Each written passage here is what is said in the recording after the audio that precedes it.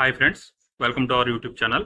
ఈ వీడియోలో మనం ఇంటర్లింక్ ల్యాబ్స్ గురించి మనందరం కూడా కొంత ప్రాబ్లమ్స్ అయితే ఫేస్ చేస్తున్నాం కదా, దాని గురించే మాట్లాడుకుందాం. ఈ ప్రాబ్లం ఎవరెవరికైతే ఉందో వాళ్ళందరికీ కూడా ఒక విషయం చెప్పదలుచుకున్నాను.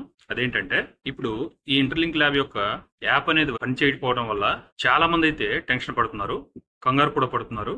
కానీ ఒక్కసారి ఆలోచించండి, ఒక యాప్ అనేది కొంతసేపు పనిచేయకపోతే దాంతో ప్రాజెక్ట్ మొత్తం ఫెయిల్ అయిపోతుందా?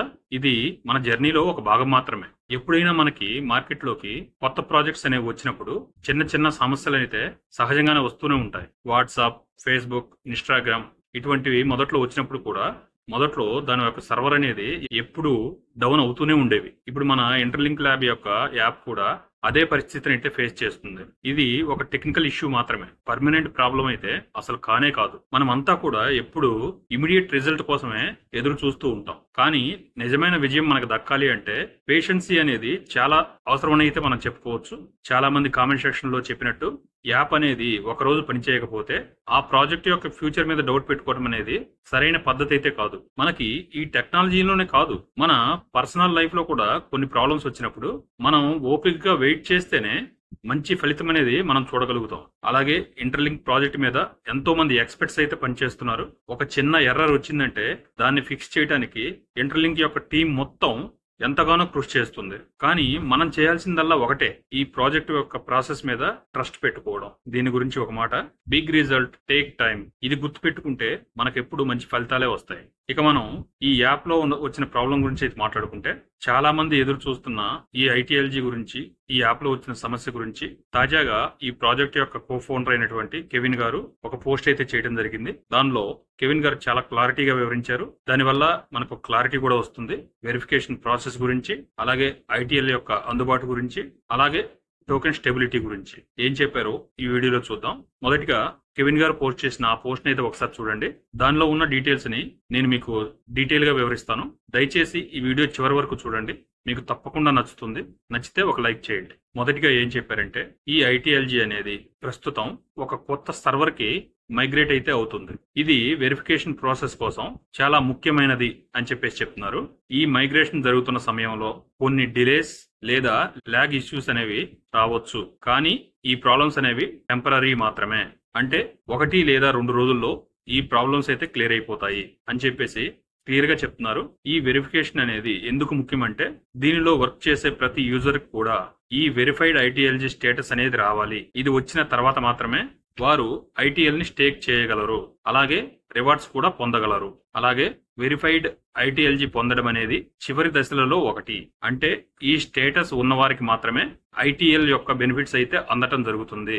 ఈ వెరిఫికేషన్ అనేది కంటిన్యూస్ గా జరుగుతుంది. ఒక ఫెయిర్ ప్రాసెస్ ద్వారా ఎలిజిబుల్ వచ్చిన ప్రతి వ్యక్తికి కూడా ఇది అందించడం జరుగుతుంది. దీనివల్ల ఒక ట్రాన్స్పరసీ అనేది వస్తుంది. ఎవరికి ఎటువంటి ఛాన్సెస్ తగ్గుతున్నాయో అందరికీ అవి మొత్తం క్లియర్ అవుతాయి.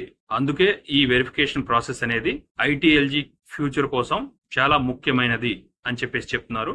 ఇది చాలా ముఖ్యమైన స్టెప్ అని కూడా చెప్తున్నారు. అలాగే ఇంకా చాలా ముఖ్యమైన విషయం ఈ కెవిన్ గారు చెప్పింది ఏంటంటే, ప్రస్తుతం ఈ ఐటీఎల్ అనేది మార్కెట్ లో ఏ వ్యక్తికి కూడా సేల్ లో లేదు.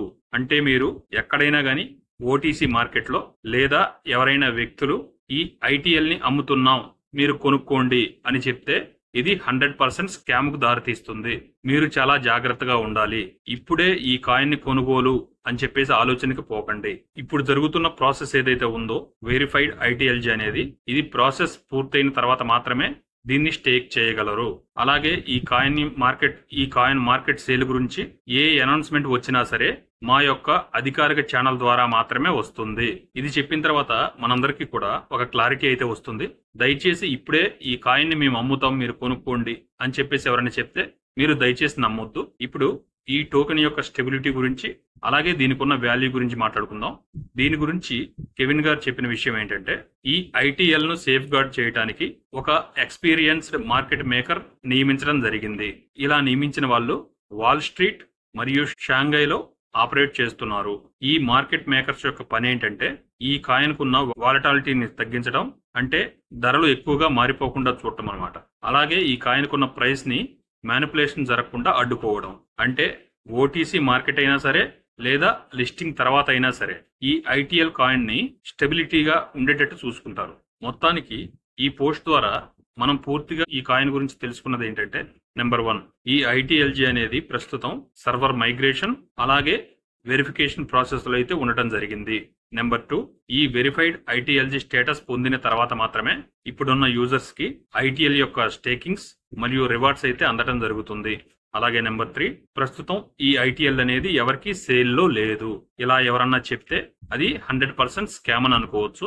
అలాగే నెంబర్ 4, ఈ నెట్వర్క్ కాయిన్ కి స్టెబిలిటీ కోసం ఒక స్ట్రాంగ్ మార్కెట్ మేకర్ ఆల్రెడీ నియమించబడ్డారు.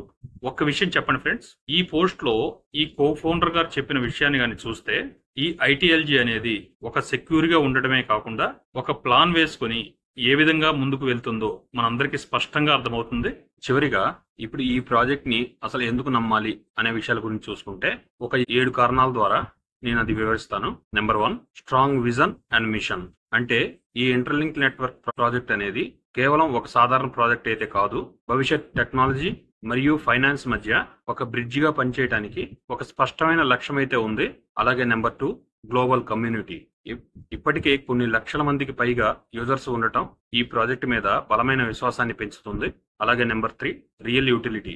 కేవలం మైనింగ్ లేదా లిస్టింగ్ కోసం కాకుండా భవిష్యత్తులో రియల్ లైఫ్ అప్లికేషన్స్ లో ఉపయోగపడే విధంగా ఈ ప్రాజెక్ట్ ని అయితే డిజైన్ చేశారు.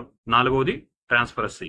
ఈ ప్రాజెక్టు తనకు సంబంధించిన అన్ని విషయాలను కూడా ఎవరైతే యూజర్స్ ఉన్నారో వాళ్ళందరితో కూడా పంచుకోవడం ఈ ప్రాజెక్ట్ పై అందరికీ ఒక నమ్మకాన్ని పెంచే విషయం అని చెప్పేసి అర్థమవుతుంది. అలాగే నెంబర్ 5, ఫ్యూచర్ ఎక్స్చేంజ్ లిస్టింగ్స్. ఇప్పటికే కొన్ని లిస్టింగ్స్ గురించి స్పష్టమైన బలమైన హింట్స్ అనేవి ఉండటం, అలాగే ఫ్యూచర్ లో ఏవైతే పెద్ద పెద్ద ఎక్స్చేంజెస్ ఉన్నాయో వాటన్నిటిలో కూడా ఇది తప్పకుండా లిస్ట్ అవుతుంది అని చెప్పేసి మనకి అర్థమవుతుంది. అలాగే నెంబర్ 6, ఇన్నోవేషన్ అండ్ గ్రోత్. ఈ ప్రాజెక్ట్ కి వస్తున్న న్యూ ఫీచర్స్ అలాగే వస్తున్న న్యూ టెక్నాలజీస్ తోటి ఈ ఇంటర్లింక్ ప్రాజెక్ట్ అనేది క్రమక్రమంగా అయితే అభివృద్ధి చెందడం మనం చూస్తూనే ఉన్నాం. ఇది కూడా ఈ ప్రాజెక్ట్ మీద ఒక నమ్మకాన్ని పెంచుతుంది. అలాగే నెంబర్ 7, ఎర్లీ ఆపర్చునిటీ. ఇప్పుడు నమ్మి ఈ ప్రాజెక్ట్ లో జాయిన్ అయిన వారికి ఫ్యూచర్ లో పెద్ద పెద్ద రివార్డ్స్ వచ్చే అవకాశం ఉండటం ఇది కూడా ఈ ప్రాజెక్ట్ మీద బలమైన విశ్వాసాన్ని పెంచుతుంది అని చెప్పేసి అనుకోవచ్చు.